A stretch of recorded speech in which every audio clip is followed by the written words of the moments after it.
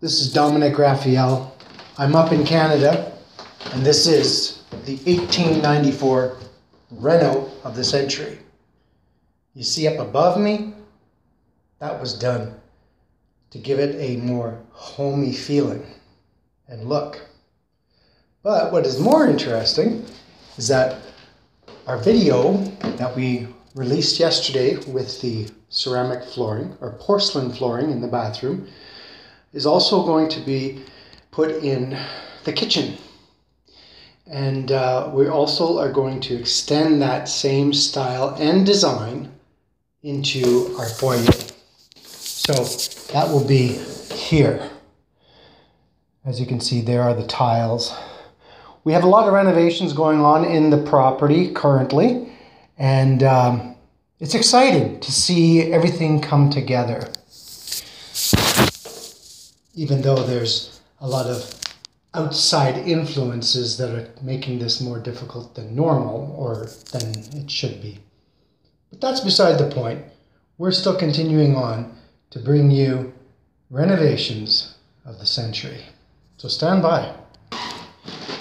So we recently paid tens of thousands of dollars to get our roof tiled with new shingles. And in that process, over the summer of last year, a lot of events took place that should never have happened. And it was all due to irresponsible contractors. And it is unfortunate that it is ongoing and in investigations. So let's drop out of that negative space and show you the space that we've started to take but where we've started to begin those renos, which never should have happened. But needless to say, we had suffered major damages to our ceilings, our paints, and most of the walls and ceilings. It has been almost over 9 months, and we've had a continuous barrage, as you might say, with paint droppings. It's the best choice of words I can tell you. See, because as you can see above me, this is all caused by penetration of rainwater into the structure. Now, the old building, as it is, was built in 1894. The original section of the house is in 1894, and then an addition was built in 1930. And as I've said in the past, in the 1930s, before the entire building was moved over one lot, the building used to sit on the corner of Yonge and Broadway in Winnipeg, Manitoba, Canada. Yes, up in Canada. Gotta throw that plug in there. I'm looking for more subscribers. I can't monetize my subscription or monetize my channel until I have 1,000. That's, by YouTube standards, 1,000 subscribers. Now, if it doesn't interest you, then that's all fine and dandy. It is your choice. No holds barred. But if you want to help out, even if it is just to punch the subscribe button, that's all you need to do. Hit the subscribe, and we can get to that 1,000. And then I can monetize my content. And, well, if YouTube doesn't do it before Twitter, this channel is going to be switching very quickly. So, this is up in Canada. This is the renovations of not the renovations of 1894, but the building is 1894, and the what we're calling is the renos of the century. Just an update on our flooring in the bathroom.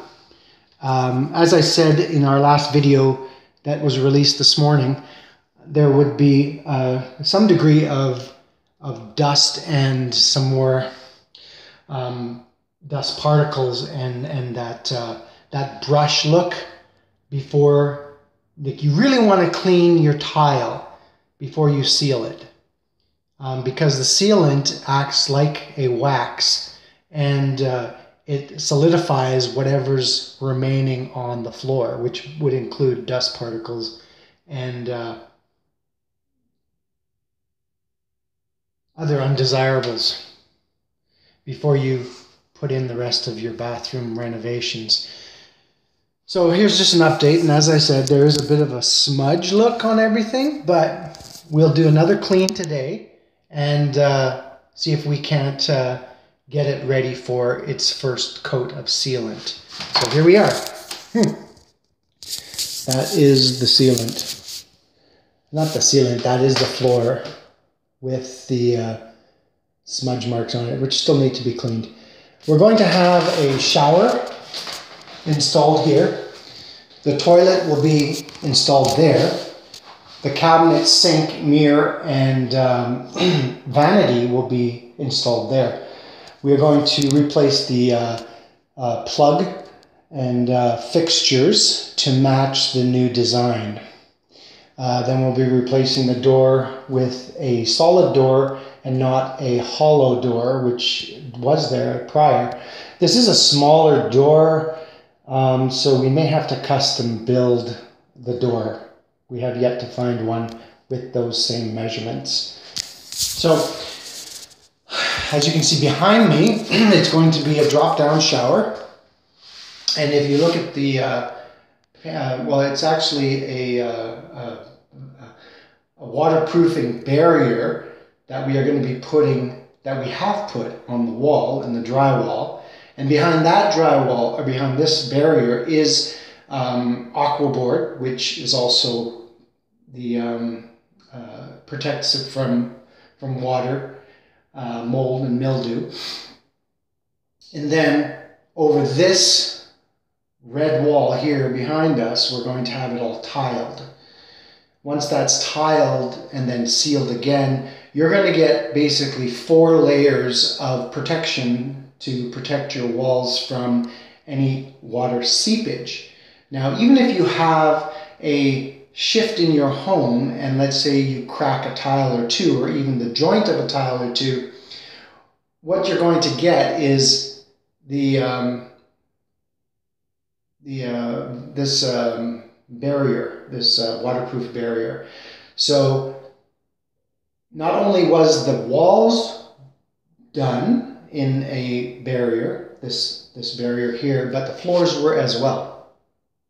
So even if you have water that seeps through the tiles, down the wall, to the floor, the only place it's going to get to, and if our dimensions were correct and our elevations were correct and our what do they call it? The gradual drainage. Can't think of the name at the moment. We'll get back to that. That's exactly where it's going to head to. Any drips and drops.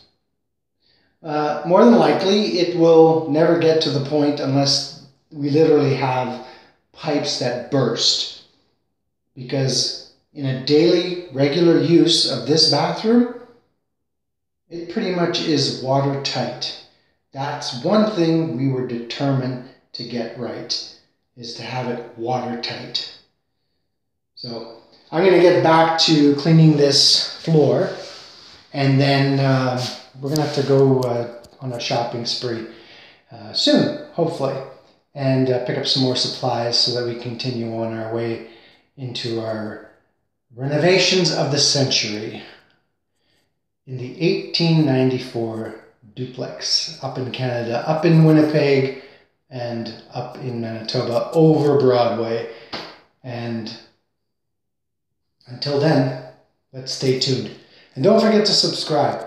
Like I said, I need 1,000 subscriptions, so that's going to have to come from you, so that these videos can be monetized and they can earn an income and allow us to do even better videos in the future. So, welcome home and welcome back.